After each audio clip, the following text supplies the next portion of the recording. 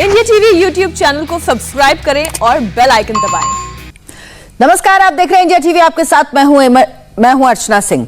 तो इमरजेंसी क्या 46 साल हो गए, उन काले दिनों को देश आज भी नहीं भूल पाया। इसी पर हमारी विशेष पेशकश, ऐसी थी इमरजेंसी।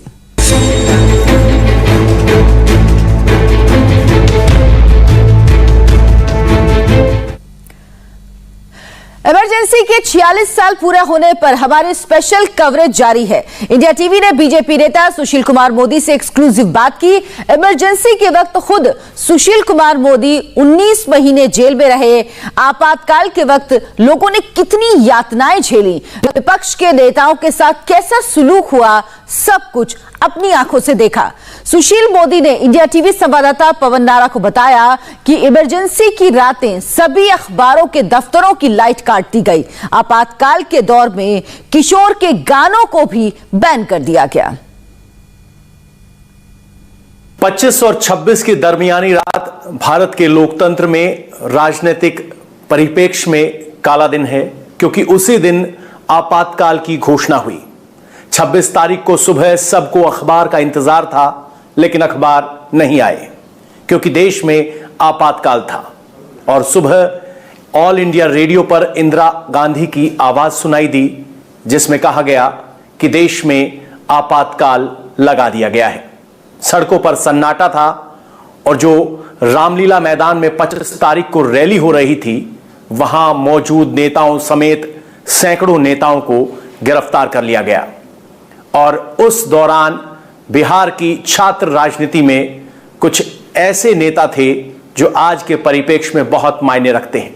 उन्हीं में से एक सुशील कुमार मोदी हमारे साथ हैं, बिहार के पूर्व उप मुख्यमंत्री और राज्यसभा सांसद, जो बताएंगे कि आखिर 26 जून की सुबह, वो काली सुबह कितनी काली थी।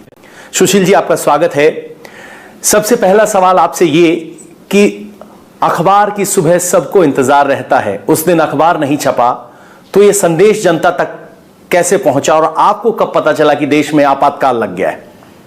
देखिए, 25 तारीख की रात को बहादुर शाह जफर मार्ग, जहां पर कि देश के तमाम बड़े अखबारों के दफ्तर थे, रात को 9 बजे बिजली की लाइन काट दी गई और आदेश था कि बिजली काट दो, लाइन काट दो, बंडल छीन लो। और अगर किसी तरह से कुछ अखबार छप गए तो उनके बंडलों को छीन लिया गया। जो हॉकर बेचने के लिए निकले थे, उनके बंडल छीन लिए गए। और पूरे देश को, विशेषकर दिल्ली को, ये पता ही नहीं चल पाया कि अखबार क्यों नहीं मिला उनको, और केवल इसलिए कि इमरजेंसी लगी है। उसी रात को करीब 1 बजे जेपी को जगाकर गांधी शांति प्रतिष्ठान से गिरफ्तार कर लिया गया। अटल बिहारी वाजपेयी, आडवाणी जी, चौधरी चरण सिंह, देश के तमाम बड़े नेता मोरारजी से लेकर रातों रात उनको गिरफ्तार कर लिया गया। और देश में पहली बार आज़ादी के बाद सेंसरशिप लागू कर दी गई। गुलामी के कालखंड में भी इस तरह की पाबंदी कभी नहीं लगी थी जिस तरह की पाबंदी इंदिरा गांधी ने और इमरजेंसी में लगाई। अखबार, बड़े बड़े अखबारों ने अपना विरोध प्रकट किया। एडिटोरियल कॉलम खाली छोड़ दिए गए। कुलदीप नैयर जैसे जो संपादक थे इंडियन एक्सप्रेस को गिरफ्तार कर लिया गया। 250 से ज़्यादा पत्रकार इमरजेंसी के अंदर गिरफ्तार किए गए होंगे। और इतना ही नहीं, तो हर अखबार के दफ्तर में एक सेंसर ऑफिसर बैठा दिया गया। अखबार में अगर कोई राजनीतिक समाचार अगर छपना है तो बिना उनकी अनुमति के छप नहीं सकता है। इतना ही नहीं, तो जिस देश के अंदर न्यायपालिका और संसद की कार्रवाई पर कभी रोक नहीं थी, तो अगर पार्लियामेंट और जुडिशरी, इसमें अगर कोई बहस हो रही है, इमरजेंसी से जुड़ी बहस जो है, तो उसके प्रकाशन पर रोक थी। सरकार जितनी अनुमति प्रदान करेगी उतने ही समाचार छप सकते हैं। नेताओं के बयान नहीं छप सकते थे। और जो नेता गिरफ्तार हुए, आदेश था किसी का नाम मत छापो। इसलिए दुनिया को पता ही नहीं चला कि जेपी, अटल बिहारी वाजपेयी और आडवाणी गिरफ्तार हो गए। तो ये जिस प्रकार की उन्होंने इमरजेंसी लगाई इस देश के अंदर, जो व्यंग कार्टून थे, कोई कार्टून नहीं छाप सकता है। उस जमाने की एक बड़ी लोकप्रिय पत्रिका थी संघर्ष वीकली, जो अंतर्राष्ट्रीय ख्याति प्राप्त और कार्टून ह्यूमर की पत्रिका थी, उसको अपना प्रकाशन बंद करना पड़ा। और इतना ही नहीं, तो फिल्म जगत भी इसे अछूता नहीं रहा। किशोर कुमार उस जमाने के बड़े लोकप्रिय पार्श्व गायक थे, देवानंद, इन लोगों ने 20 सूत्री का समर्थन करने से इनकार कर दिया, इमरजेंसी के समर्थन बयान देने से इनकार कर दिया। तो ऑल इंडिया रेडियो और दूरदर्शन पर किशोर कुमार के गानों पर प्रतिबंध लगा दिया गया। एक सवाल यह कि 26 तारीख की सुबह जब जनता तक यह समाचार नहीं पहुंचा और ऑल इंडिया रेडियो के जरिए आपातकाल का ऐलान किया गया, उस वक्त क्या माहौल था? क्या लोग भयभीत थे, डरे हुए थे, गिरफ्तारियां हो रही थी? क्या तस्वीर आपको याद है? लोगों को तो समझ में नहीं आया कि इमरजेंसी होती क्या, यानी पहले तो लोग अवाक थे कि हुआ क्या। और देखिए, कितना भी आप प्रतिबंध लगा दीजिए, समाचार धीरे धीरे नीचे तक पहुंचता है। और चूंकि दिल्ली में तो अखबारों के प्रकाशन को रोक दिया उन्होंने, लेकिन राज्यों के अंदर वो प्रकाशन को रोक नहीं पाए, इसलिए मैसेज तो चला गया, लोगों को मालूम पड़ गया कि जेपी और बाकी लोग गिरफ्तार कर लिए गए।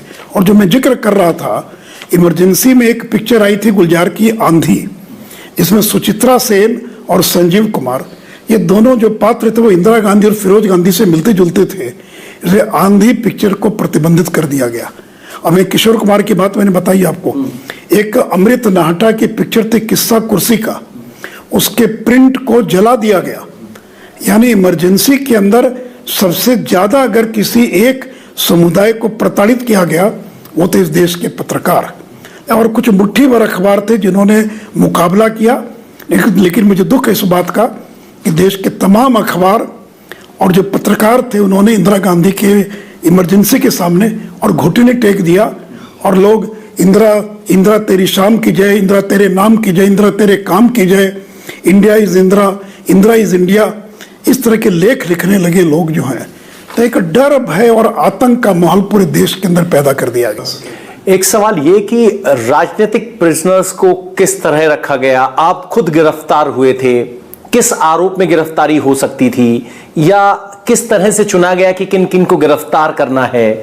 अगर किसी ने विरोध किया तो उसके साथ क्या सलूक किया गया?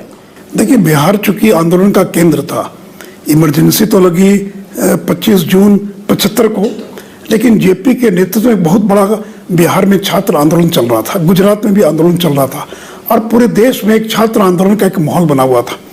तो सबसे ज्यादा अगर कहीं प्रताड़ित हुए लोग तो वो बिहार के अंदर लोग हुए, क्योंकि जेपी बिहार के थे। और जेपी की अगर असामयिक मौत हुई तो उसका कारण इंदिरा गांधी थी, क्योंकि उनकी किडनी खराब हो गई। जेपी को 25 जून की रात को ही गिरफ्तार कर लिया गया, और बाद में उनको डायलिसिस के लिए उनको पीजीआई चंडीगढ़ में भर्ती करना पड़ा। तो यानी जो प्रताड़ित हुए बिहार के अंदर लोग, मेरा जैसा एक राजनीतिक कार्यकर्ता, छात्र आंदोलन से जुड़ा व्यक्ति, मुझे जब गिरफ्तार किया गया 5 दिनों तक मुझे पुलिस हाजत में बंद करके रखा गया, 108 घंटे, जबकि नियम है कि 24 घंटे के भीतर आपको कोर्ट में उसको प्रस्तुत करना है, लेकिन 5 दिन तक मुझे कोर्ट के हाजत में बंद करके रखा गया। जेल चले गए, अब कोर्ट नहीं जा सकते, आपको बेल नहीं मिलेगी, परिवार के लोग मिल नहीं सकते हैं। 3 महीने के बाद परिवार के लोगों को मिलने की अनुमति मिली तो महीने में एक बार, वह भी सीआईडी की उपस्थिति में, और इतनी प्रक्रिया से गुजरना पड़ेगा कि कोई मिलने के लिए नहीं आता था। और बेल तो बाहर निकलने का तो सवाल ही नहीं उठता। मेरे जैसा व्यक्ति 19 महीने तक जेल के अंदर बंद था। क्यों बंद है, क्यों गिरफ्तार किया गया, यह बताने की सरकार को आवश्यकता नहीं है, कोर्ट में जाने का अधिकार आपको नहीं है। तो कहने का तात्पर्य कि जिस प्रकार का आतंक और भय पैदा किया। लेकिन मैं धन्यवाद देना चाहूँगा राष्ट्रीय स्वयंसेवक संघ को, मैं धन्यवाद देना चाहूँगा पंजाब के अकाली दल को, और देश के लाखों नौजवानों को जिन्होंने इंदिरा गांधी की परवाह बिना किए हुए जेलों को भरने का काम किया।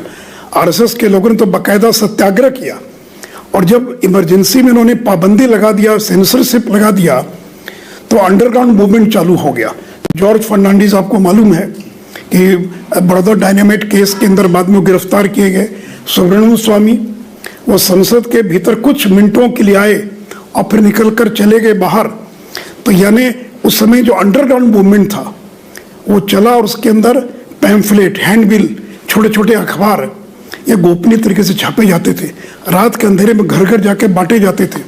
और पुलिस को अगर भनक लग गई कि किस प्रेस के अंदर ये अखबार छपा है तो उसको सील कर दिया जाता था। तो बिहार में तो 50 ऐसे प्रिंटिंग प्रेस थे जिनके दफ्तरों को सील कर दिया गया।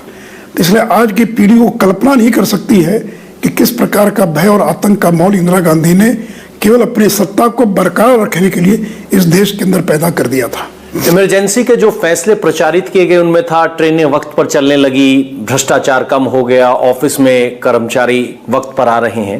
लेकिन बहुत से ऐसे फैसले थे जिन्होंने इमरजेंसी के खिलाफ लोगों को बहुत उकसाया और कहा कि सड़क पर उतरने या कहें कि क्रोधित किया। जनसंख्या नियंत्रण उनमें से एक था। दिल्ली की ब्यूटिफिकेशन के लिए कुछ ड्राइव चली थी, उनको ले। तो इस तरह के वो कौन से फैसले थे जिन्होंने इंदिरा और सत्ता के विरोध को और प्रखर किया? देखिए, एक तो जो संजय गांधी जो उनके पुत्र थे, जो गैर संवैधानिक सत्ता के केंद्र बने हुए थे, उन्होंने परिवार नियोजन का अभियान चलाया, नसबंदी का अभियान चलाया। नसबंदी के अभियान में यूपी और दिल्ली में 2 दर्जन से ज़्यादा जगह गोलियां चली, लोगों को टारगेट दिया गया, जबरदस्ती लोगों की नसबंदी कराई जाने लगी और इतना गुस्सा लोगों के अंदर पैदा हो गया कि उस नसबंदी के विरोध में जनता सड़कों पर उतर आई बहुत जगहों पर।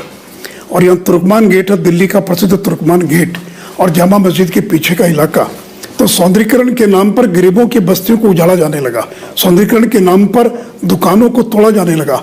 और इन तमाम चीज़ों का इतना रिएक्शन था, क्योंकि लोगों को ये तो मालूम पड़ ही रहा था कि लोग जेलों में बंद हैं, क्यों अटल जी बंद है, क्यों जेपी बंद है, क्यों लाखों लोगों को जेल में बंद कर दिया गया। और इंदिरा गांधी गलतफहमी में थी, चूंकि प्रतिबंध था अखबारों में, सेंसरशिप थी, तो केवल उनके अनुकूल समाचार छपते थे। उनको लग रहा था कि पूरा देश मेरे साथ है। देखिए, सेंसरशिप का जो सबसे बड़ा नुकसान इंदिरा गांधी को हुआ कि वो धरातल से कट गई, वो जमीन से कट गई। उनको पता ही नहीं चल रहा था कि देश के अंदर क्या हो रहा है, क्योंकि कोई हिम्मत नहीं करता था उनके खिलाफ में कोई समाचार छापने का। और उसने जब इंदिरा गांधी ने 77 में उनको लगा कि अगर मैं चुनाव नहीं कराऊंगी तो लोग मुझे तानाशाह कर रहे हैं, और आपको मैंने बताया कि विदेशी पत्रकारों को देश निकाला कर दिया गया और पूरे दुनिया में उनकी किरकिरी हो रही थी कि इंदिरा गांधी तानाशाह बन गई है। तो इंदिरा गांधी को लगा कि सारे लोग तो जेल में बंद, अगर मैं इस समय चुनाव करा दूं तो मैं प्रचंड बहुमत से जीत कर आ जाऊंगी। और उन्होंने जनवरी 77 में चुनाव का ऐलान कर दिया। और उस समय जेल में जो जनता, जो लोग बंद थे, नेता लोग, वो 2 गुट में बट गए।